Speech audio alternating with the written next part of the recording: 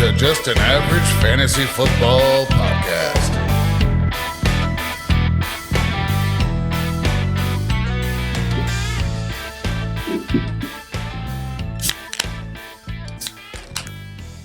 Well, welcome into Just an Average Fantasy Football Podcast. I like to make it so awkward that even Baker starts like. I got to fill in the time there, fill in that little silence. You can find us at AV. Oh wait a minute. I'm your host Daniel Hayes with Matt Baker. That's me. And Larry, the bus driver, Cowan. What up? You can find us at avgffpod.com. You can find us on Apple, Spotify, Facebook, YouTube, just about anywhere else you can listen to a podcast. Go give us a like, follow, subscribe. Go check out our website. You can listen on the website as well. I do have a beer of the week. It's called Dale's Original American Pale Ale. It's Baker doesn't like it. I'm sensing it is not good to me. It is not a, and that is a traditional, hoppy kind of beer. It's very. Yeah, it's one of those. I won't say it's bad because it tastes like what you when you think of. Yeah, when you think of a IPA or something. That's what it. Yeah, but it's nothing I'm going to order. This is an APA, not an IPA. Ass pale ale. Like I got a 6-pack. I'm going to have to drink a lot more light beers before I down any more. Yeah, you have to. And the other problem with it is, if it's going to taste like this, it needs to be about 8%, and this is only 6.5%. Yeah, that's the worst. I'm going to have to drink 4 of them to catch a little bit of a buzz. I don't want to do that. Well, I'm not interested because I'm not going to be able to drink them that fast. That's what I'm saying. Like I'm just going to be nursing this. I need like shots of whiskey in between it. Maybe it'd be a good chaser. I'll say for me, the second sip wasn't as harsh as the first, which is I'm beginning to learn is usually the case with a lot of these harsher beers.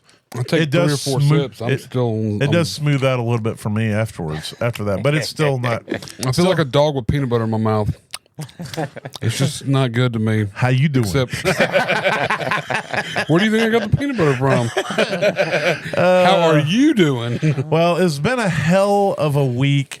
Injury, but the Grim Reaper showed up. They did this week for a lot of reasons. They showed up to the kickers getting their kicks blocked, which was absolutely crazy. Defenses scoring, Minnesota being the top scorer thus far on the week in most leagues is absolutely bonkers to me. But it is just one of those crazy weeks. So let's get into the news.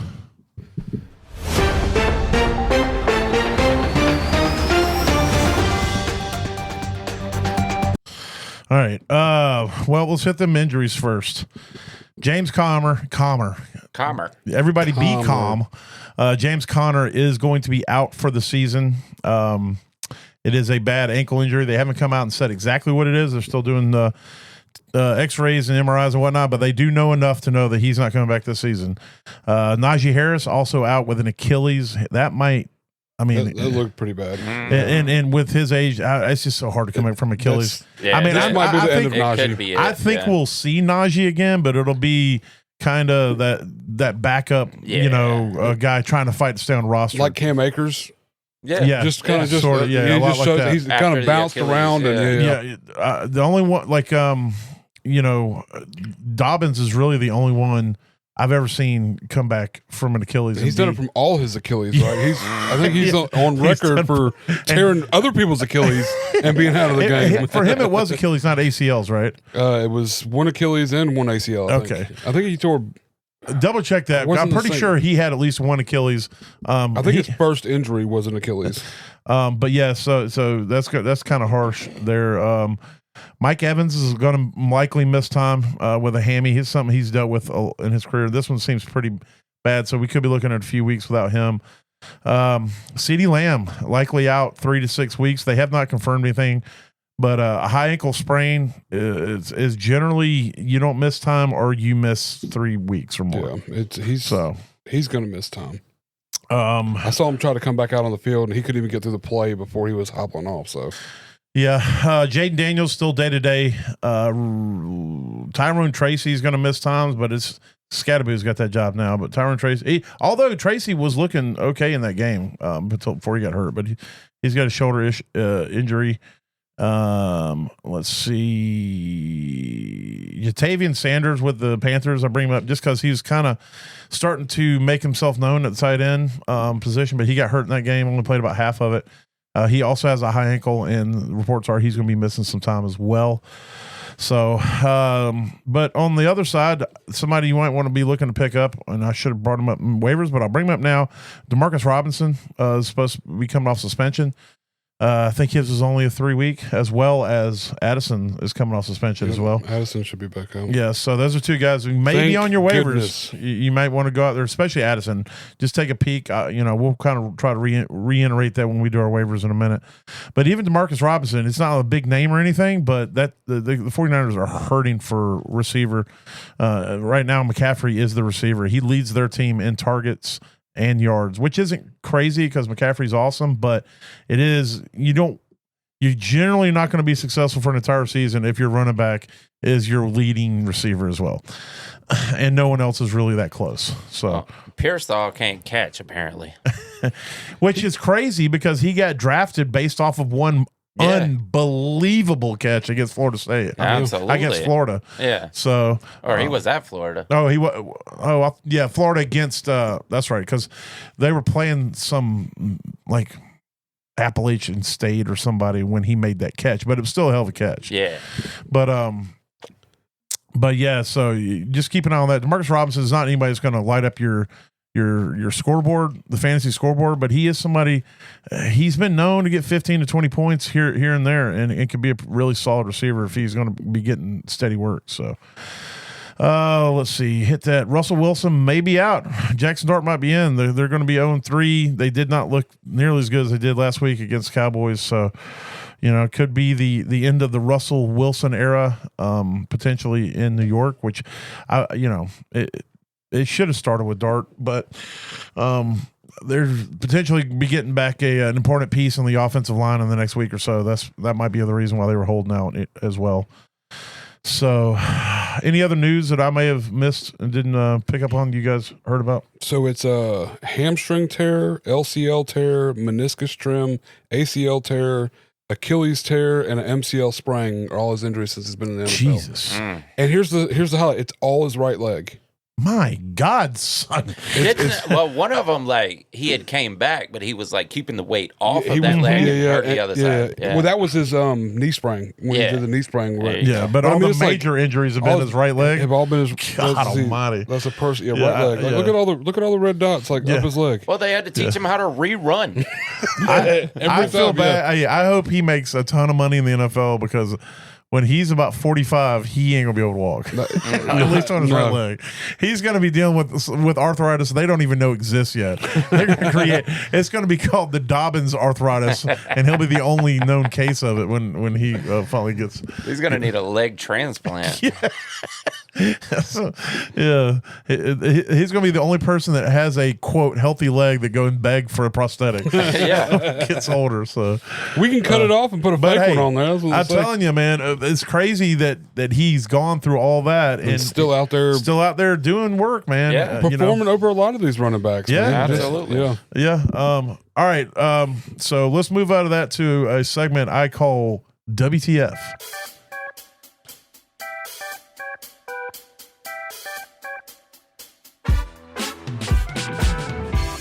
All right.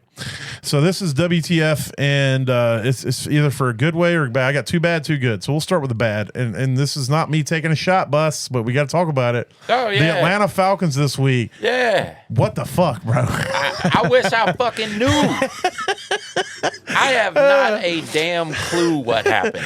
I was telling Bus, Matt, before you got here, if earlier I said if somebody would have came up to me before the Thursday game started and they just said, I'm not going to tell you who, but in the Carolina Panthers Falcons game, one team's going to lose 30-0, and they're going to look terrible, and they're like they can't do shit, and you have to bet the lives of everyone you love on which team it is that's going to do that. I would have put it all on Carolina. Yeah, I would have put everything on Carolina. So the Falcons about to come here and embarrass them. And that's your team. Yeah, 100%. That was been how much I was watching the game. Obviously, Bus is a Falcon fan. Terrell's a Falcon fan. And I didn't want to even rub it in because I'm sitting here like, what is happening? It was a little bit embarrassing. Yeah, did I fall into an alternate universe? Did I hit the multiverse and I go to the place where the Panthers are good and the Falcons are horrendous? Listen, I'm one of those fans that if my team is just getting their ass whooped, I'm going to watch something else. Yeah. I can't put myself through that misery. Yeah. Oh, absolutely. So I've been doing that for 2-3 seasons with the Panthers. Yeah. Well, halfway through the game, I'm just watching Red Zone. Yeah. And I did not see them again. No, that's what I'm saying. I was about to say that whenever the Panthers start playing like the Falcons do, I watch Red Zone so I don't have to worry about them ever showing up. Exactly. Absolutely, man. I'm going to blame Zach Robinson here, the OC. All right. Because young players don't just lose their talent, right? Yeah. No. So there's got to be something schematic going on. And I know that drops and fumbles and things like that can sometimes be contagious amongst the offense. And, like one person does it and then for some reason another person does it. Yeah, they start pressing and it's like a snowball. And the Patriots, that's what they did this week. There was some bad juju going around somewhere, man. Yeah, I don't know. Maybe the Panthers hired a witch doctor or something. A juju? He's still the Chiefs. He is bad. And he looked like good. He had a good game. He looked like fresh lettuce. You saw I dropped Westbrook Akine, but I still kept Juju. So it looks like in the end you win. You win. Yes, I finally proved it. I'm waiting on that trade for you to come get what's his name from me, Van Jefferson. Van Jefferson. Yeah, you still got him. I went and picked him up just in case you wanted to get rid of Juju. No, listen, you have to put something with Van to get Juju from me. I'll get Westbrook Akine. You pick up Westbrook Akine and we can talk. I've got a lot of Falcons players. If anybody wants to trade, I actually don't because I that's my number one rule is don't be a homer. But I do have Penix here and there, Yeah. I learned real quick in fantasy early on. If I play with my heart, I lose more than if I don't play with my heart. Yeah. But so it doesn't hurt me as bad when there's something like this happens because I'm like, well, most of them are not on any of my teams. But holy shit! From an unbiased point, Baker, with the Falcons, what the fuck? It was pretty bad. I would prefer not to ever watch anything like that again. But there were like 3 games that were that bad this week. So I don't know. That game wasn't. Carolina looked good. But like overall, it was like just when you see games like that, you kind of you get this mentality before you watch the game of how it should kind of play out. Not like it shouldn't have been that like that, and it just, I don't know, you kind of gets upset. Even not even being a fan, going, God damn, would you just let them score something? You're mad at the Carolina defense. Exactly. I'm like, come on, Jesus. You're like, well, I got Drake London. I need to get 10 points from Drake, okay? Can Bijan get in the end zone one time this game, please? That's all I want. I can care less if the Falcons lose. Bijan needs to get me the TD. I need that. So. Well, that may be something we need to look out for going into the future in this season is that there is red zone scoring issues with the Falcons. Absolutely. That's really why it would have been great if the kicker could have hit anything because that was also part of it. Yeah. But I went and picked up Koo, and then he got cut. But then I picked up this kicker. He'll get cut tomorrow because I noticed early on that between the 20s before yesterday, between the 20s they were great, but inside the 20 they could not move the ball. They couldn't get in the red zone, so they were kicking a ton of field goals. And that's why I blame Zach Robinson. Yeah, that's definitely schematic. That's definitely a schematic issue. I'll give you that because if you think about the weapons that they have, Drake London should be absolute money in the red zone. Absolutely. Kyle Pitts should be money in the red zone. Bijan should be money in the red zone. They could do the 2 running back set things they do when they got Algier out there and it opens everybody up. I mean, it's so insane to me why they can't. Yeah, there is definitely a schematic issue. I have hope. I had hope for that since he was a McVay disciple, but it doesn't seem like he. Absolutely. It's one thing to have a good system. It's another thing to be able to be a good play caller. Yeah, to perform it. Yeah, and if you noticed, Penix is actually a mobile quarterback. Yeah. He was. I mean, he can be, but in college he wasn't. But it seemed like what was it? The first game that they played, what against Tampa? Yeah, he ran the ball, and I thought that was doing. Oh, he definitely can. He has the athletic ability. Yeah. I feel like week 1 he was showing it. It reminds me a lot of Jordan Love. Jordan Love. No, he's just staying in the pocket and getting demolished. Yeah, in the same sense of Jordan Love also has that ability to do it, but he doesn't either. He wants to stay in the pocket. And that was their game in college too. So it's like, like, look, guys, I'm not telling y'all have to become running quarterbacks, but you can use your legs still to escape pressure. Don't get tackled. CJ Stroud is another one. Rarely used it in college, but when he did, he got tons of yards. Yeah. It was a rare occurrence. And now, you see these guys that depended on that athletic ability. Yeah. And now when they're like, you got to stay in the pocket. They're being forced to just be, Yeah, and especially being a left-handed like Penix. He's just getting hit from the blind side. Yep. All right, next one on WTF, and this is on the good side. The Indianapolis Colts offense. What the fuck? Daniel Jones. What the fuck? Like is this really all he needed was a competent play caller, a team that believed in him, a good system, a decent defense, some skill players that a little bit of an O-line, a good running back, a couple good receivers. I mean, I don't know. Yeah, it looks collected. Everything all around. I keep waiting for the shoe to drop. I keep waiting for him to go out there and throw 6 picks, fumble the ball 8 times, they lose by 40, and everybody goes, okay, it was all a hoax. And it's like it's probably going to happen, but then it's going to come right back to blowing it out again. I don't know, man. The way that they look out there, I'm not saying he won't have a bad game, but I don't think he'll have a meltdown. I think we can safely say that team is going to be in the mix this season. I'm not saying they're going to go to the playoffs. I'm not even saying they're going to, I just think that they're going to be in the mix, and every week you could probably play Daniel Jones. He can be a weekly starter for you in fantasy, I believe. Oh, absolutely. The way he's using his legs, and the way he's using his weapons and throwing the ball with accuracy.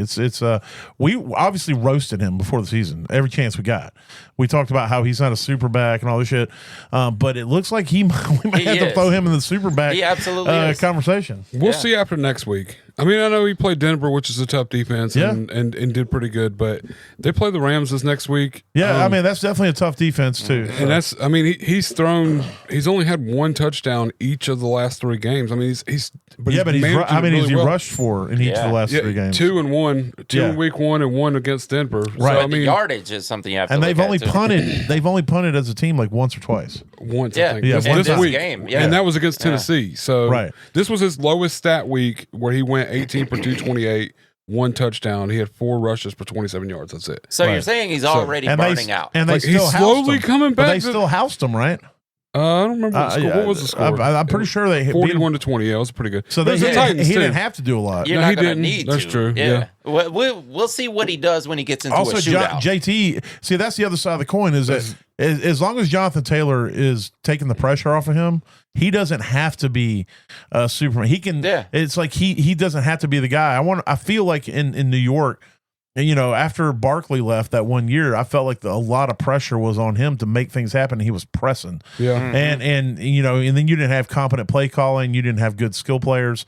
And it was just like, okay, well, he's obviously trash. And now we see that he's got competent play calling, competent coaching, competent skill, like you said, O-line, defense. He's got a lot around him that's all working in his favor. He's playing complementary football. I think this week will be really what solidifies it. It's like so we're going to keep 1 foot out now. If they can put 30 on the Rams, they're averaging over 30 points a game. If they can put 30 on the Rams this next week, I'll feel a lot more confident. You know what I mean? Then I'll be like, okay, you know what? Let's ride this out. We're ready to push the chips in. Yeah, exactly. Okay. I'll be ready. Because go ahead. Even against Denver, it was a close game. It was a back and forth, and Denver's defense kind of held them true a little bit. I mean, against Miami, it was a complete shutout. We saw that. It was Miami melted down. They were great. Yeah, and Bo Nix actually didn't play great. He didn't play amazing. So I mean, they're off. It could have gone either way. If Nix, we just seen Nix really throw. It was 20 or 20 or 29. Not getting better. So. I was it's wrong. not. I'm trying to muscle through it so I can get back to my other Colt 45 over here. I'm going to give these to Terrell. Terrell will love these. But I mean, I just think we're going against the Rams this next week. What we've seen from the Rams this season, defensively and offensively as well. I think this is going to be the one that really sets me.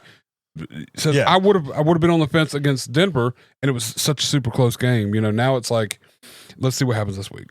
Well, I don't think anybody's calling for him to be the next Josh Allen, But we do see that a lot where this underperforming quarterback changes teams and has a superstar season or two. And sometimes in the case of Geno or Baker Mayfield. Yeah, Baker Mayfield. Somebody that everybody gave up on. Sam Darnold, they become a competent starter after that once they get that change of scenery. Yeah. Get under a competent coach for a while. And I think Shane Steichen is a great coach. Yeah. He was a great offensive coordinator with Philly, and he was a great play caller for them. Their offense was really good. And so it's like the question you had when he became the head coach was, could he manage a team? And then they went out and got Anthony Richardson. Jim Irsay was still alive, and he was a meddling type owner, so he had his fingers in the cake as well. And so RIP, but he passes, and now they have competent. They have a competent seems to be the word of the day, but they have a quarterback who can go out there and play this within the system. Yeah, I think Anthony Richardson wasn't playing within the system. He wasn't an accurate enough quarterback to play within the system. And he couldn't play on time, couldn't play on schedule, and Daniel Jones obviously can't do that. And I think we saw kind of similar in Minnesota this week with Carson Wentz coming in for J.J. McCarthy, and you don't have to be an all-star. You just have to be a quarterback who's been around long enough, who knows how to read defense, who can get the ball out on time, who understands routes and all those things, and can if the system is quarterback friendly and these guys can come out and they know, then they can make it work. They can be like a point guard out there, and they kind of distribute the ball. Now I don't want to say that's the case with Indiana Jones because he's using his legs. He's making plays. I wouldn't say he's just a game manager, but he's definitely a large part of what he's doing is being a game manager and letting Jonathan Taylor do his thing and letting those receivers do their thing. And plus, they got a really good tight end in Tyler Warren, who's really starting out pretty good for them as a top end tight end. So, but he does know when to get out of the pocket and move because he is fast. Right, Penix should watch his tape. That's what I'm saying. Can we get Shane Steichen out here? All right, last one on this, and this one, I just threw it on there just because I want to roast them. The Dallas Cowboys. What the fuck? And then before the season, we thought, or at least I thought they were going to be in contention for a playoff spot, a team that was going to go out there and be on the fringe, like a 10, maybe 11 win team. That was wrong. It was terribly wrong. Yeah, they're going to be vying for a top draft pick the way they're playing right now. They don't look good, and their defense is atrocious, especially their secondary. Their secondary is absolute toast. Diggs used to be the guy that was either he allowed a touchdown or he intercepted the ball. Now it's just he's giving touchdowns away like candy. He fell now, down. Yeah, it's just who was that got that long touchdown and he fell down on it? Oh yeah, bomb? Oh god, Who was it they played? He went to turn and run. Yeah, I don't know who got a lot of points this week. Who scored a shit ton of points? But yeah, the Cowboys are just all around, and now CeeDee Lamb's gone. Yeah, that for a few weeks. They played the Bears, so it was Odunze. Yeah, Odunze. Yeah, Odunze broke his ankles. That was So Caleb Williams has looked mediocre at best for 2 weeks, and the Cowboys made him look like a freaking MVP candidate. Oh, he's freaking. Yeah, he made Russell Wilson look like an MVP candidate. Yeah, exactly. And then in week 1 they played Philadelphia, right? No, the Chiefs played Philadelphia week 1. Cowboys play no, it wasn't the Chiefs playing Philadelphia. No, that was week 2. Okay, so the Cowboys played Philly week 1. Yeah, and I mean that was the opening game. 24-20. Yeah, it was it was actually but Hurts didn't have to do anything that game. Yeah, because Barkley was eating, so made Barkley look at MVP candidate. The Dallas is definitely play your receivers against Dallas. All day play your long, quarterback right now. Ride that shit. Just play everyone against them. You should definitely except do that. Dallas. Don't play any Dallas players right now, except maybe Pickens and Ferguson. Yeah. Play all the Ferguson you can get I'll right play now. The hell out of Pickens. And Ferguson got like 99 targets this last game, didn't he? I heard on another podcast they were like, there was a point where Ferguson was just like, please stop throwing the ball. Please just quit throwing me the ball. Like the look on his face when he get tackled and get up, he just please don't throw me. And then the next 14 targets. It's like no, you're getting another one. He did get a ton of targets. Look, I wouldn't be scared to play Javonte. Javonte still had a decent game. Fantasy didn't look great. Javonte, but I mean, he's somebody I'm actually 10 for 76 trying to acquire and 5 receptions. He's doing. It's still a good game, like football wise. It kind of hurt for you fantasy. He didn't get that touchdown, but he still looks good. But I mean, it's so crazy that like they lose Micah Parsons and they have no defense now. Is that what it is? It's apparently. Apparently, he was the glue. That's what I'm saying. He's got to be the one telling them what to do. If you get pressure on quarterbacks, you rush them. Yeah. If you don't rush them, they're all NFL quarterbacks for a reason. Yeah. No matter how good or bad they are, they were the best in college, and the fact that they're starting means that if you give them 5 or 6 seconds to figure something out, and you're playing against NFL, they're gonna figure something out. Well, think about this too. Like before the season started, where we thought Green Bay was going to be as compared to where we thought Dallas was going to be. Yeah, absolutely. And one move, just moving Parsons from Dallas to Green Bay, and all of a sudden we're like, fucking Green Bay is the truth. Yeah. Dallas is the false. Garbage can. They kind of play an older system too, which is not working. So Jerry Jones can understand it? Yeah, probably. Jerry Jones might be the problem. That's the older system. He might be. But yeah, Michael Parsons is obviously the superstar, and everywhere he goes, he's going to make a defense great. Yeah, he's making everything better. I mean, it's hard to believe. I mean, yeah, he's been one of the best, but it's hard to believe that just one piece can change a team like that. That big of a difference. Like it's enormous. Like it's all the way collectively. No, she didn't. No, she didn't. All right. Well, let's move on to. Did you pull up your thing or no? I'll hit it. That's what she said. Or he. What is this? I don't know what you pulled up. Did you see what that was? Yeah, you somehow got to the browser, dude. How did I do that? I didn't even touch it. Give me something going. Is it connected? Go to top hit. It should be connected. Top performers.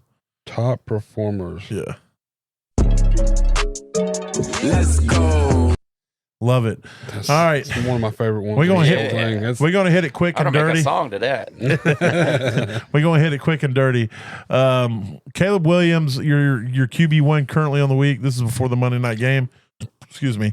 He's sitting there almost 30 points, and Jalen Hurts right behind him, 0.1 right behind him, as is your number 2.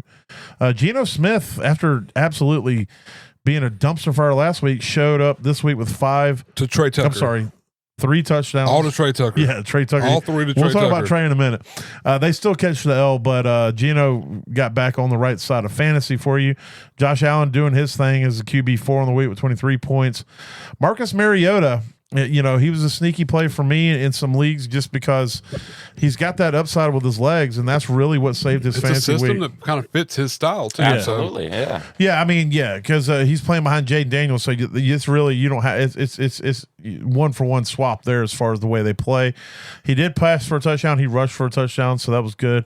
Drake May doing some work, even though it didn't look great, to be honest with you, but fantasy wise, it was fine. Baker Mayfield doing what Baker keeps doing, just winning and getting you good fantasy points. Tyrod Taylor, surprisingly, didn't do a ton, but they did push Tampa. It looked like Tampa had that game in hand, and then out of nowhere, the Jets showed back up and pushed them a little bit. Had a couple passing touchdowns. Sam Darnold, I really was out on Sam before the season. I didn't think he was going to be good, but he's making me a liar. And then Indiana Jones, Daniel Jones as the QB10 currently on the week.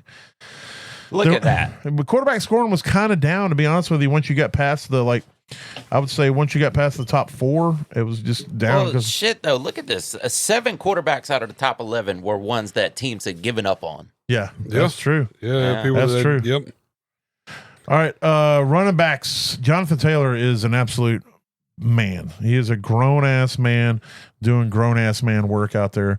102 yards, 3 rushing touchdowns, just eating the lunch. Jordan Mason was my smash of the week last week, and he made me look smart. At least one player did. Bus's ballers too. He was one of Bus's ballers. Was the RB2 with 23.6 points. Marion Hampton finally showing up a little bit for the Chargers. The RB3 of 21.9 points, and with Najee out, you're gonna expect to see him get a lot more work, you think. Cam Scatterbo finally asserting himself as the number one running back there with the Giants. He is he does it all. He had 6 receptions. He also ran the ball 10 times. He had 61. He had 121 total yards and a touchdown, rush touchdown. James Cook, who might be the best running back currently in the NFL, at least the way running the ball, he's out there getting work done. As a QB or RB5, Christian McCaffrey RB6, just being Christian McCaffrey. It's based strictly off of volume. He don't need touchdowns to be good.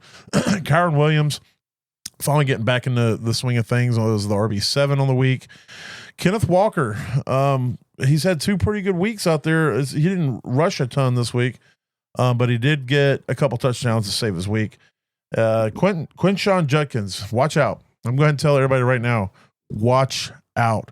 Quinshon Judkins is about to light the running back scene on fire. This dude is he's the package. He's got. If he doesn't get kicked out of the game, yeah, if he doesn't get in trouble, but if he can keep his head together, he's got the speed, he's got the ability. He's about to get the lion's share of the work, I believe, in Cleveland. J.K. Dobbins, we talked about him. This man, the bionic leg out there, he broke away for a long touchdown, had 83 rushing yards and a touchdown. Jeremy McNichols, I still don't know what to make of the Washington backfield, but Jeremy McNichols, he ran the ball, only ran it 4 times, but he had 78 yards. He had 160 yards, 160 yard touchdown. So it's still going to be a committee field, backfield, I believe. But if you played him this week, you're happy. Bijan, he had an okay week. He should have had a better week against Panthers. But it's hard to run the ball when you're getting clapped and shut down. That's why he was the only highlight on the entire team. Yeah, he only ran the ball 13 times. So, and then Tony Pollard, he's just been steady this season. Hasn't really been super explosive, but he's been that 10 to 13 point range about every week. Devon Achane had a decent week based mostly off the receiving game. He always does. Yeah, and Bucky Irvin round out the top 15 there. With 11.9 fantasy points. Wide receivers, you brought him up there when we talked about Geno. Trey Tucker, absolute beast, 8 receptions, 145 yards, and 3 touchdowns. He was somebody that we've been keeping our eye on just because the volume has been there. He just hasn't been connecting, and then this week they connected. It's like last year too. Like he would get a game with 6 targets and have a big game, and then he wouldn't get 1 target, 2 targets. I think now with Geno, this season he's had the targets. Week 2 and 3, he's had 8 and 9. Yeah. I feel like Geno's been the missing piece. They had O'Connell last year. They had absolutely. Minshew, and so I'm hoping that this is something that we see on a week-to-week basis now. Like, sure. I like Trey Tucker. I have him so many places in Dynasty and stuff. Dude's fast, man. I've been sitting on him. I hope that it's not matchup dependent. Yeah. But then again, who is the number 1 there? Yeah, Jacoby's supposed Brock to be. Bowers. Brock Bowers is the one there. Yeah, well, he was kind of missing from this game. I mean, he's wearing that knee brace. Since that injury, he's been slowed down a little bit. Yeah. Cortland Sutton, the wide receiver 2 on the week. AJ Brown finally getting in the mix, and I benched him in 2 leagues. Yeah. One league, everybody did. One league I benched him for Keenan Allen, so it didn't kill me. Yeah, because Keenan still got 16 points. Yeah. And then one league I benched him for Tet McMillan. Oh, that hurt. Yeah, that hurt bad. That hurt. I think I'm going to catch an L on that. No, I'm. It's still up in the air, but I'm still projected to win. Oh, okay. But it wouldn't even be close if I had AJ Brown instead of Tet in the lineup. Exactly. So I learned my lesson on that. Garrett Wilson with the wide receiver 4 on the week. He had 10 targets. Tyrod Taylor was devoted to getting him the ball. Only 84 yards, so it wasn't anything downfield, but he did get the touchdown. Nico Collins showing up on the stat sheet, 8 receptions, 104 yards, and a touchdown. Luther Burden Jr., he didn't take many. He only needed 3, but he caught 3 for 101 and a touchdown. JSN, I mean, the guy's he's going to have a crazy season. He's right now. He is balling right now with Darnold. Yeah, I mean, this is his worst week as far as targets, but it was his best week as far as points. Yeah, and he only played half the game. Yeah, that's true. He only played 49% of the snaps. Did he get hurt? I don't think so. No, not that I think saw. they were just beating the shit out of him. Yeah, they were like, they didn't need him. Go take a break. Yeah, because they won 44. That's why Torrey Horton Yes. Yeah, we'll talk about him later too. But and then Puka Nacua, who leads the NFL in targets, I'm pretty sure. The volume. Yeah, this dude, he's an animal. Puka is an absolute animal. He is the wide receiver 8 on the week. You just brought up his name. Torrey Horton had 3 receptions, 32 yards. He did get a touchdown. He's a promising rookie 5th-round pick, but he's somebody that a lot of, quote, experts said to keep your eye on, especially if you're in Dynasty. You should probably have him on a taxi squad or 2. Michael Pittman getting into the mix, 6 receptions, 73 yards and a touchdown. Devonta Smith getting involved, 8 receptions, 60 yards and a tud. Keenan Allen just being solid as could be. He's had 10 targets, 7 targets, and 11 targets in the first 3 weeks. He needs to be in your starting lineup. Ricky Pearsall, even though he still caught 8 balls. I don't know. You were talking about said can't catch 11 targets. Yeah, 11. I mean, he only missed 3. Well, I saw some bad plays out of him, but now looking at this, like his overall stat line in the end was actually pretty decent. It's a nice game. You might have saw something that got called back or something. Oh, I saw one where it hit him and like it just bounced off his chest. You sure you weren't watching? You weren't watching the Chargers game? You might have still been watching the Falcons game too. I don't know. It might have been. No, because the freaking Penix wasn't hitting anybody in the chest. No, he did. He did it. Oh, he had a couple. Defenders. Yeah, I saw. Listen, he was missing at the first of the game, but when he got on target, no one could catch him. Nobody can catch it up. Tyquan Thornton had 5 receptions, 71 yards and a touchdown. They were trying to get it to him. Yeah. There was 2 or 3 that they were making a concerted effort to do it for sure. George Pickens rounds up the top 15. I'll bring up Odunze too. Pickens had 5 receptions, 60 yards and a touchdown, and then Odunze's been solid. He didn't have a ton of volume. I mean, he had 7 targets. Yeah. But as far as catches, he didn't have a ton, but he's been pretty solid this season. So he's, it could be that DJ Moore's getting pushed out as the number 1 receiver DJ there. Moore only had 4 targets. He had 3 catches for 7 yards and a touchdown. I have him 3 places, and I'm so mad about it. So, The current tight end 1 on the week is Hunter Henry, 8 targets. Tell me about You knew it was going to happen. You knew one of these games was going to happen. I told you as soon as I traded to get freaking that league that I finally talked the guy into trading me, and I got TJ Hawkinson because I've been riding with Hunter Henry, and I'm like, I need to step up. I need TJ Hawkinson. So I traded to get TJ Hawkinson. Well, at least TJ Hawkinson. I mean, he got less than half of what Henry got, but it wasn't a bad week. And I still won the match, so I'm okay with it. Yeah, but I got Hunter Henry with 25 points on my bench right now.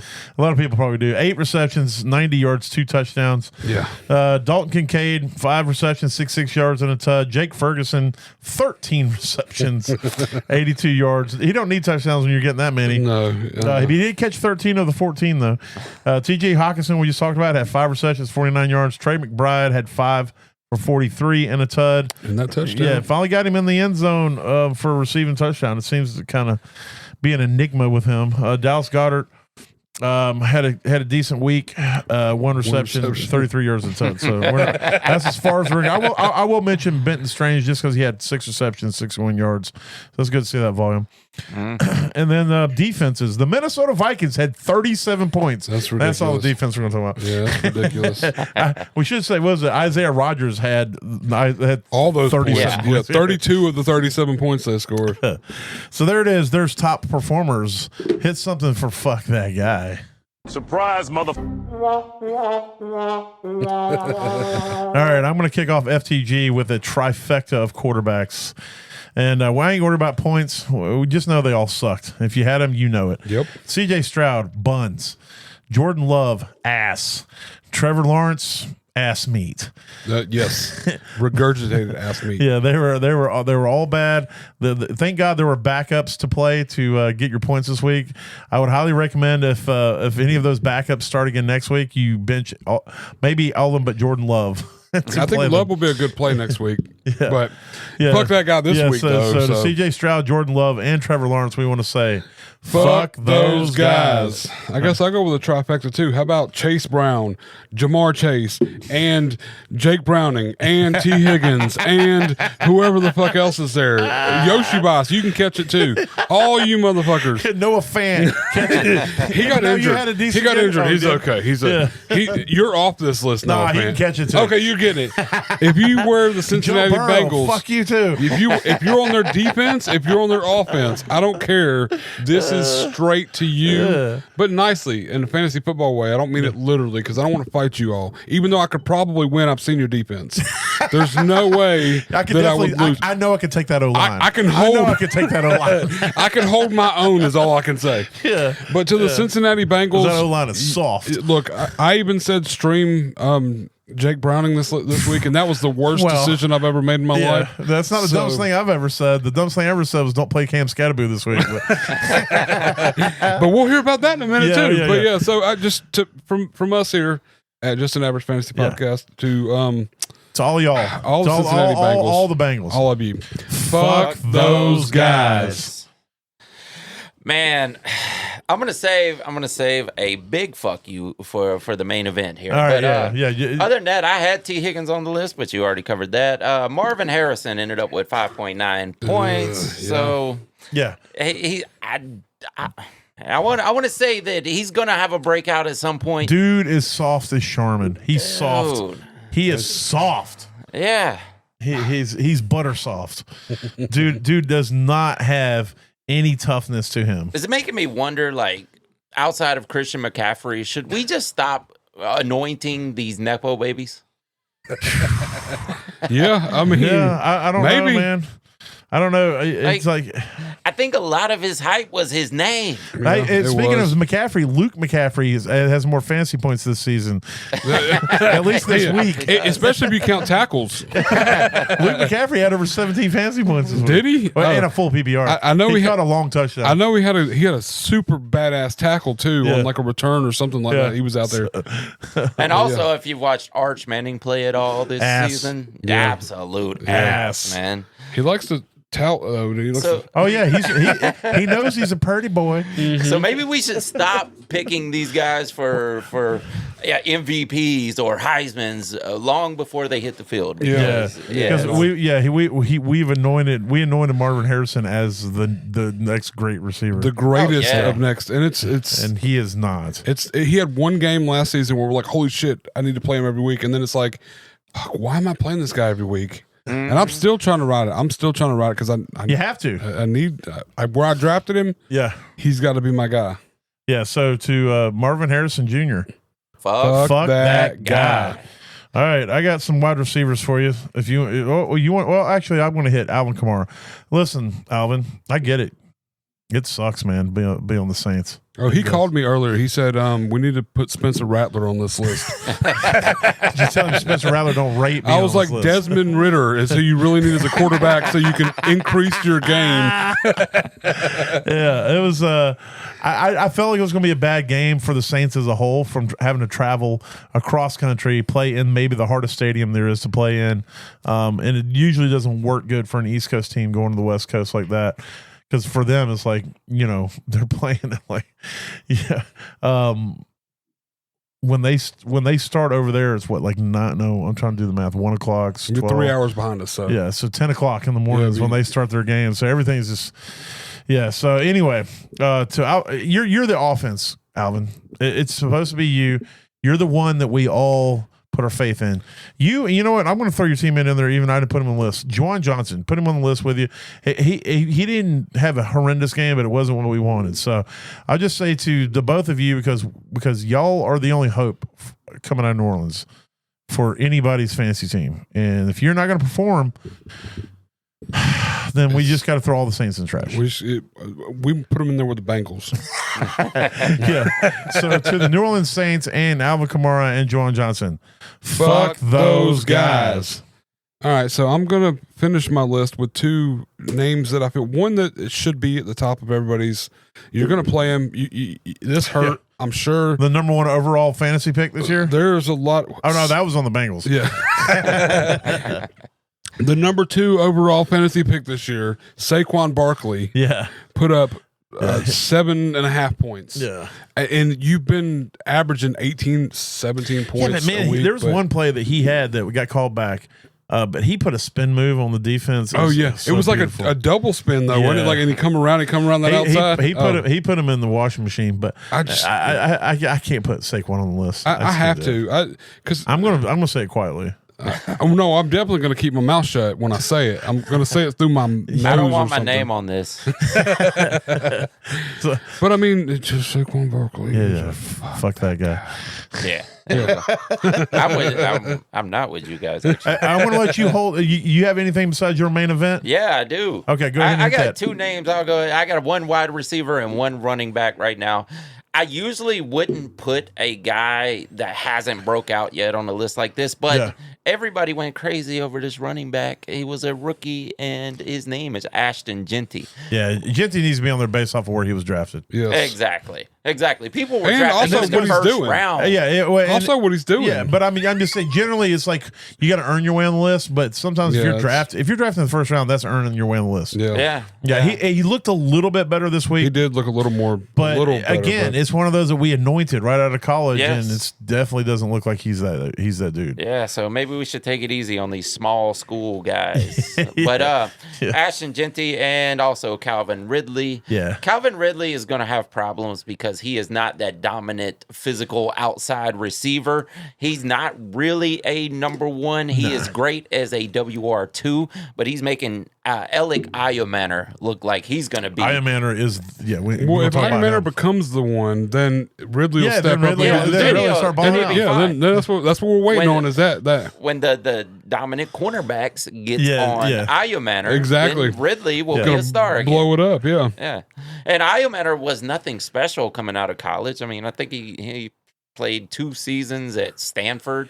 Yeah, but his production was fairly solid, and he definitely had the athletic profile. Oh, where did he go in the 4th round?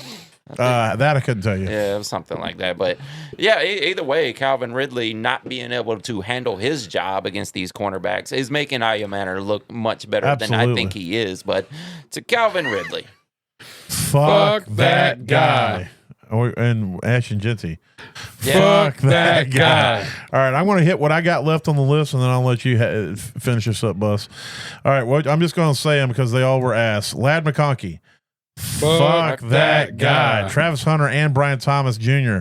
Fuck those guys. All right, Tucker Kraft, Travis Kelce, and Harold Fanning Jr. Who? Fuck those guys. Fanning's only on the list because of all the hype around picking him up, and he's going to be this and that. Well, holding on to that same team, we need to throw Jared Judy out there and get a little stank on him too. Jared Judy. 2.2. Fuck that guy. Yeah, exactly. I just don't want to leave him off the list because make sure everybody guy. catches him. It's hard saying that to a first-year tight end, though, right? It is. I probably is. should put him on there, but I took it personal because I had him. Well, and it's also he's taken so much away from Njoku's. Like, that's the other just part. being on the field. I have Njoku on some places, and I have him, so that's kind of like he's way too much on my radar. All right, so finish this off. Yeah, this is the main event right here. I want to say FTG to an entire team. Yeah, time to rise up. I'm not talking about just offense. I'm talking about defense. I'm talking about special teams. There were muff pumps. There Did it were again. Exactly. I hope you got the gunshot too. I might. I don't know. I got all kinds of. He honestly doesn't know what he has. I don't know. A lot of I times just until push he a hits bunch the of button. shit, man. I don't know what it is until I push it, but yeah, the entire But team. yeah, the entire team. The muffed punts, the dropped passes, the Michael not so big Penix. I mean, this guy's just standing still in the pocket. Even though, did we talk about that on air? He is a mobile quarterback. Yeah, we talked. Okay. Yeah, like he can be, but it's not really his game. Yeah, exactly. They're not letting it be his game. Yeah. Yeah, so I gotta think the biggest fuck you goes to Zach Robinson, Okay. the offensive Okay. coordinator. And Raheem Morris gets a little bit of it too because he's also going to be looking for a new job Yeah. if this continues. But to the entire Falcons team, And what organization? except for Bijan. Yeah, Except- Except Bijan. Except for Bijan's and the practice squad. Yeah. And like the kicker's definitely on the list. What Yeah, the practice? absolutely. Parker Romo, he's near The the practice top. squad didn't play this week. Oh, yeah. It looked like it. Next year, They might have given it a try. I'm just curious if that's who we're playing the Panthers. Let's play the practice squad and see what happens. I mean, that might have been better. I think they all went out and got hammered. They just played hungover. That's I probably think what it was. something had to happen. I've never watched a game and just said, "What the fuck is happening?"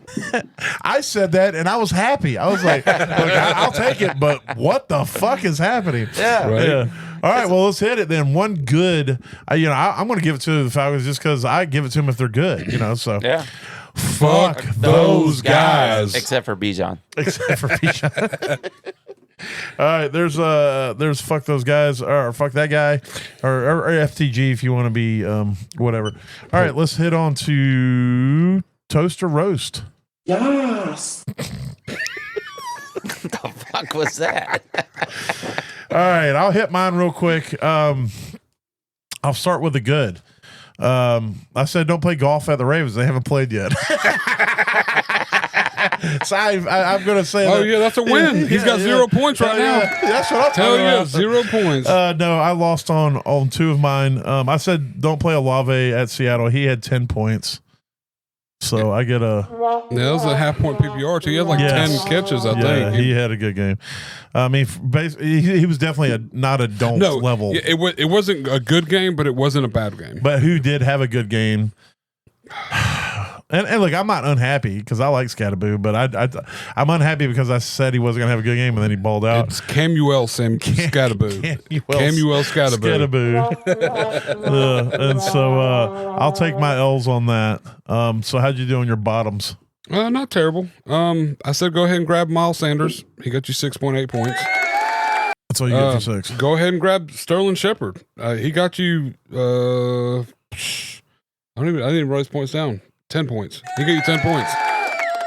He got 4 on 6, and he got targeted a lot. There was a couple penalties and stuff.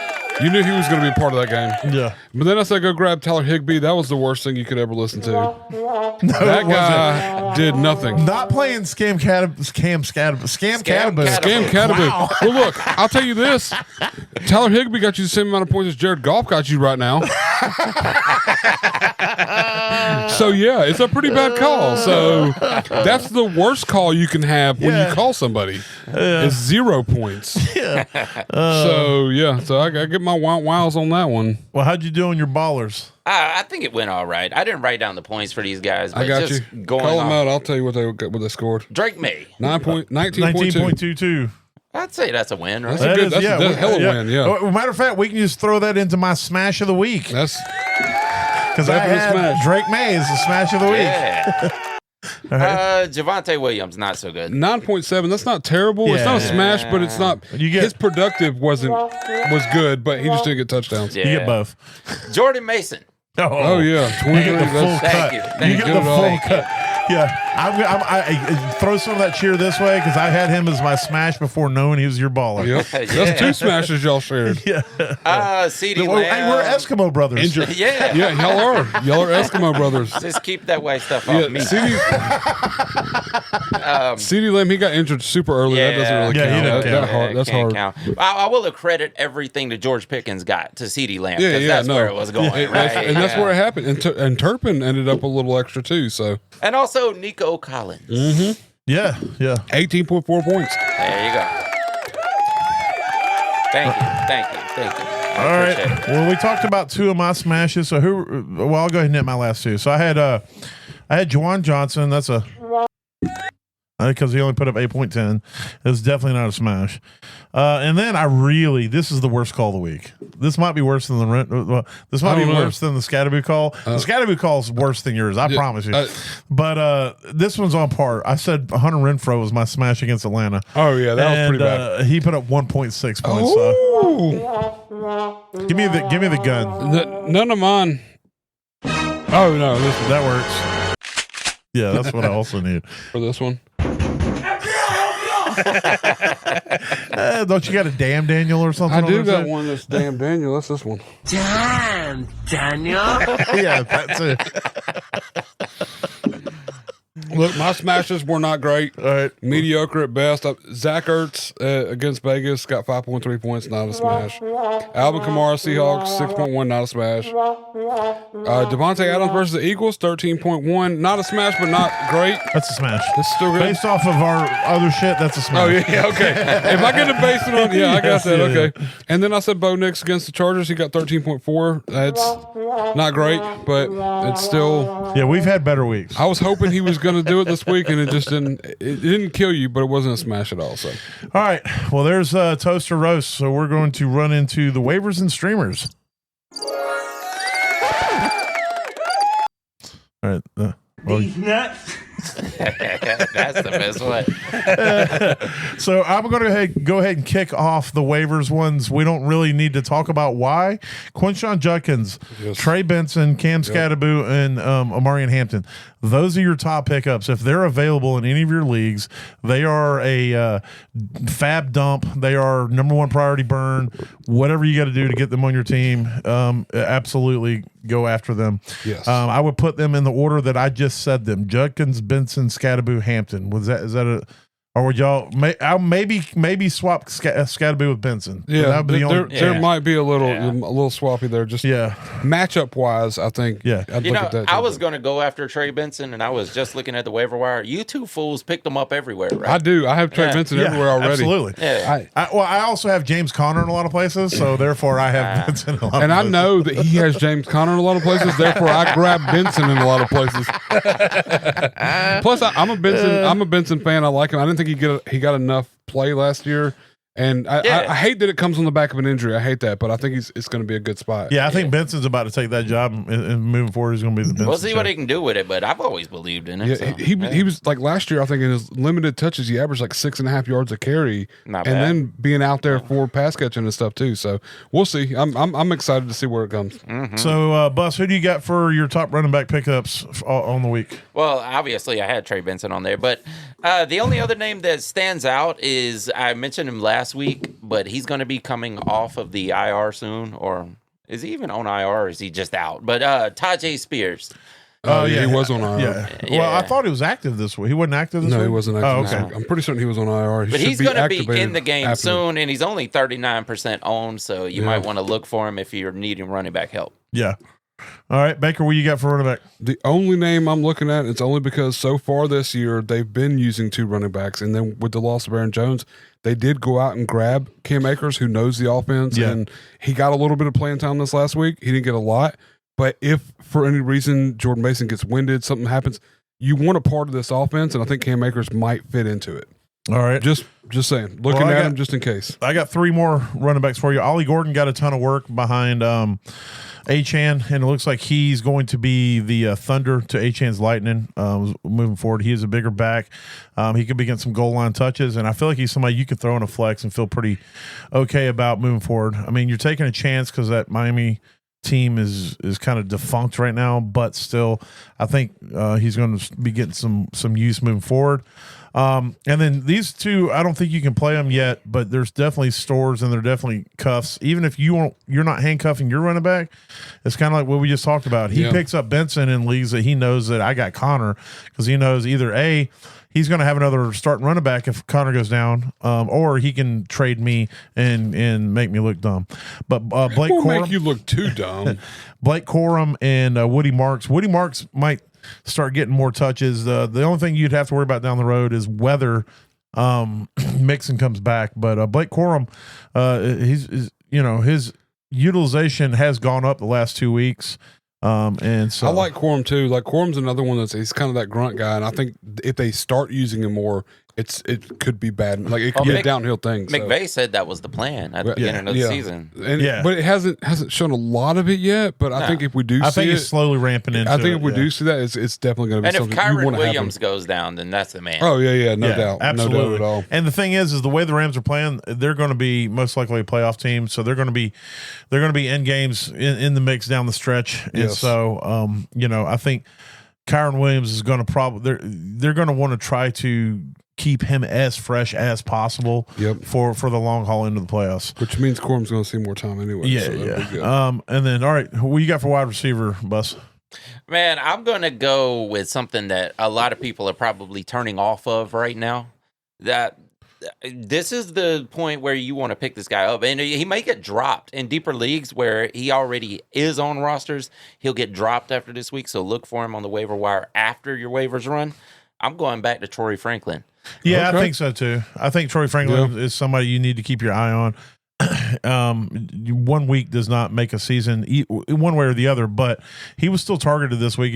There wasn't a lot going on with that. So. And he's playing Cincinnati next week. Right. And that's always a good definitely way to get grab that. Yeah. And since you brought it up, we haven't mentioned it much this season, but that is something that you always want to do on waiver day. Is as soon as waivers run, don't just look at who got who. Mm-hmm. Go look at who dropped who. Mm-hmm. Yeah. Because, like I got Quinshon Judkins in a couple leagues because last week people dropped Quinshon Judkins. Or maybe it was a week before. But as soon as people were dropping him, I went in and put in a claim immediately for him. Grabbing him up. And so, you still got to wait that period, 24-hour period. But it's always good to see who gets dropped as well as running regular waivers. And it's always good to go after those rookies that people drop because they haven't broke out yet. Yes, absolutely. If there's rookies, we'll talk about another couple here in a second, but if there's rookies, for the most part, unless they're superstars, it just takes time. Mm-hmm. Yeah. And like Genty, right now, I think Genty's a trade for candidate. Yeah, just because of that. I'm not going to pay a ton for him, but if I can get him and get him a team, there's potential that he starts figuring things out and becomes a second. Because like Jonathan Taylor did not look great the first 5 games of his career, and then he finishes RB1 that same year. Yeah, exactly. Yeah. All right, give me some what you got for wide receiver, Baker? You want all of them, or you just want a little taste? They're all T's, a bunch of T's. Yeah, give me any waiver claims you got for wide receiver. Go ahead. Devontae Turpin. In place with CeeDee Lamb going out, and then George Pickett's not going to be able to do it all. And he got targeted a little more last year. He definitely played a higher snap percentage. Trey Tucker, of course, we talked about him earlier. Yep. I think dude's going to be a must start from now on. He's only owned a 3.6% league. Triquan Thornton. Yep, they're looking at this guy deep, and it proved it to me this week. He wants to do. I mean, it was some of those throws were amazing. He made it happen. One of them should have been, but it didn't happen. And then Torrey Horton with the Seattle. Yeah. Just because he's had a touchdown in the last 2 games, I believe, and he's becoming more. And Cooper Kupp's not like lighting the scoreboard up, so they really don't have a number 2 solidified. Who's going to be the guy exactly? Yeah. So because AJ Barner's been like their number 2 receiver last week, I'm pretty sure. So yeah, overall, I'm looking at a bunch of T's: Devontae Turpin, Trey Tucker, Triquan Thornton, and Torrey Horton. All right. Well, you grabbed 2 off of my list, so I'll hit the last 3 I got on mine. Aya Manor is only owned in 25% of leagues. He's somebody I feel like you can throw in a flex and feel good about. Yeah, sit and forget. Luther Burden is somebody I don't know if I want to play him yet, but he again, he's a rookie. He's a speculative ad. And so he's somebody I'll throw at the bottom of my roster, see if his usage is going to keep increasing. But he is explosive, has a ton of talent. And then Coker with the Panthers. He should be coming back this week. There is not any other receiving option of consistency on the Panthers right now besides Tet. Well, with Sanders going out too. Sanders is going out. Sanders, that's Renfro has not stepped up the way that I thought he would, and so I think Jalen Coker coming back is going to immediately come into volume. And he already has that bond with Bryce, and so you saw what he did last season. So Leggett was out this week, and Leggett has not looked great. And so Coker could essentially come in and take Legett's job, and they won't even blink. Yeah, so sad. So sad, man. I wanted Xavier Leggett to Well, he needs to continue in the league so we can keep watching the videos, man. Absolutely. I want to know how to cook raccoon. If not, he'll be great in the UFL. All right, so we'll go off of that. With our streamers of the week, and I'll go ahead and kick it off. My quarterback streamer this week is Sam Darnold at Arizona. Sam has been a solid QB this season. Arizona has not been a team that's going to shut down QBs. Their defense has been fairly solid, but it's not so solid that you can't go out there and get a decent showing out of Sam Darnold. Plus, that Seattle offense has looked fairly balanced. It's looked pretty good. They got a decent run game. They've taken the pressure off Darnold, and with the emergence of maybe Horton coming out, and of course JSN being as badass as he is, that offense could be on the uptick based off what they did last week against New Orleans. they could just be feeling pretty good about themselves. Plus, they got a pretty solid defense. So, Sam Darnold against Arizona. Baker, who you got, QB? So my streamer is probably based single quarterback, 12-man league. I'm sure a lot of people. That's always. They're probably not playing him. I don't know that he's going to be available on waivers though. Jordan Love. He's definitely not going to be mostly. He's had some bad weeks. I don't think he's finished above QB 15 this season, but this next week should be a really good week for him. I tried to look at percentages. I think he's only like 48% of sleepers. Yeah, 48% of redraft. He's leagues. 83% start. 83% roster. Okay, sorry. 43%. 48 start. Yeah, okay. Yeah, so he's definitely not going to be. So then if he's not, then I guess the next would be Geno Smith, 24% owned. Geno showed us last week he can, even in a bad game when they're going to lose, he can still go out there and throw the ball a whole bunch and score big points. Playing Chicago, it should be a back and forth. Yeah, outside of Dallas, least. They haven't really shut anybody down. Yeah. So at the worst case scenario, I feel like he's going to go out there and get you fantasy points. It may not be pretty. It may be one of those you don't want to watch, but I think he's still going to finish out with pretty good fantasy points. All right, Buzz, who you got at QB? I got Carson Wentz. He's only 2.1% owned right now, and I know a lot of people are going to be after him after a week like that if they're hurting at quarterback anyway. But he's going against the Pittsburgh Steelers this week, so it's a team. We talked about that. It's a team that could push the Vikings for points. So he's going to have to do more. And their defense is not good. Yeah, their defense is horrible. He's going to have to do more than he did last week. It was a decent showing last week. 14 for 20 and 2 touchdowns, so it's not terrible, but that offense is potent. So if he has to get into a shootout, he's got the weapons to do that. Yeah, I think so. And this last week he didn't have to. The defense went out there and scored all the points. So this would be the week that if you are able to get him, then go ahead and jump on him, and you could drop him after this week. Love it. All right, my tight end streamer of the week is off the wall. He's definitely going to be available in your leagues. But last week after Sanders went out, he was immediately targeted, and that's Tommy Tremble with the Panthers. Okay. They are playing New England. New England isn't especially tough against tight ends. Even with Sanders, the last 2 weeks, he's had 3 targets and 2 targets. He's caught every target he's had this season. But his play time jumped up a little bit after Sanders went out. So he's going to be the main pass catching option. He is extremely athletic. He just has not been able to come through because his blocking isn't necessarily what you want for a tight end. But they have a couple good blocking tight ends, so you may see Trimble get a little bit. They've used him in the backfield type stuff. He's pretty fast. He's a move tight end for sure. So if you're desperate for tight end, or even in DFS, you're just looking for some kind of desperation shot, Tommy Tremble could be a pretty solid play for you. It's crazy. I got a pretty desperate pick as well. Mason Taylor for the Jets. Really? Yeah. So last week with Tyrod Taylor in, he got 7 targets. He caught 5 of them. He caught 4 of them. Yeah. He had a decent showing for a rookie, but with Tyrod Taylor, of course. Now that's another Nepo baby. Yeah. If Justin Fields comes back, and this may kind of change, but I think that he showed that he can be out there. He played a higher percentage with Taylor, and if Fields comes back, I think it's going to kind of play into it. They need those options. They need it to open up for him. So absolutely, I think if he showed a little bit last week, they're like, oh well, shit. Well, let's try to use because there's still been no number 2 receiver to emerge. I mean, Lazard was getting utilized probably the most last week as the other wide receiver, but there's really been nobody besides Garrett Wilson. Yeah, and not to mention, I think so far this season, they're playing against Miami next week. Yeah, and Miami's defense is worst. Or third best, or third whatever you want against tight ends. So I mean, they're the worst against everything. Yeah. So I'm just trying to get a piece of it, and you could definitely pick him off waivers. He's owned like no % of leagues. He's not even owned hardly at all. So all right, who you got for tight end, Bus? I got Chigo Okonkwo. Love it. His usage is about 6 targets a game, which is decent for a streaming tight end for sure.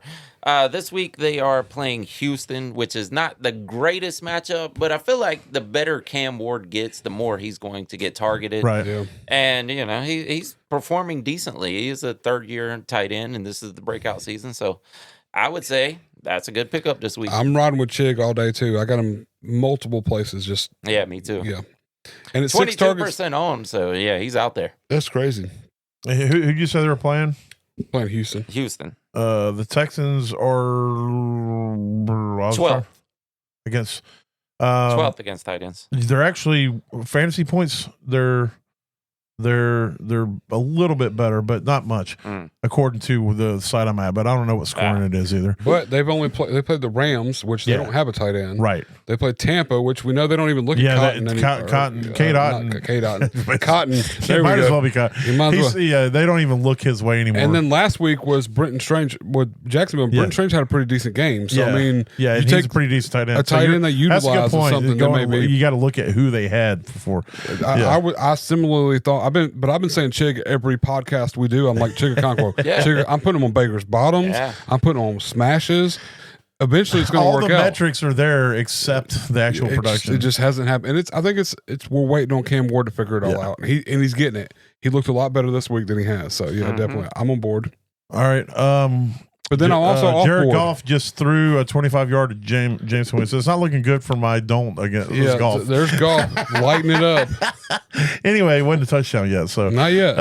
Anyway, let's see. My defense streamer of the week is the Jets at Miami. We know that Tua is going to turn the ball over because that's what his name is. Tua, turn the ball over. Yep, that's the name. That's his name. And so, Jets are a pretty solid defense, and Miami is a pretty shitty offense. So that's true. That's my philosophy.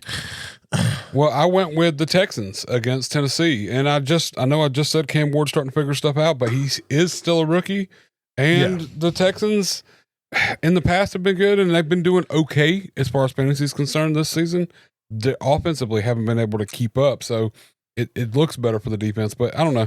The Texans, I think, against Tennessee this week is going to be a good one to pick up. Nobody owns them, so just go grab them. Yeah, I got the Patriots. A lot of people are going to be scared off of Carolina after that performance against the Falcons, but that's more of they a should Falcons. Be scared off of the Falcons. Yes, exactly.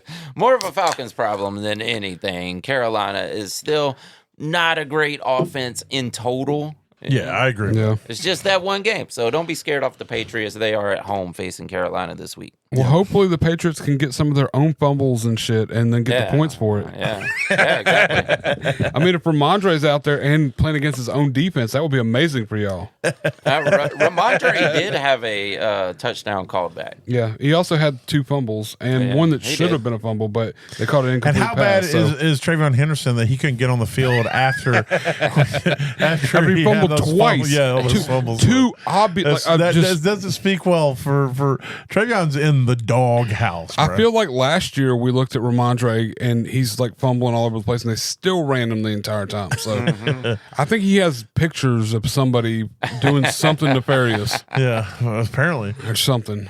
All right, well there it is. If anything we say or do helps you get to that average place in your leagues, that means we did our job. Because when you finish average, you don't finish last. So I hope you guys have I hope you guys get all the plays you need tonight. Unless you're playing against me, and you can fuck off. Yep, fuck off. Kindly. So outside of that, y'all be good. Later. Doses. Holla.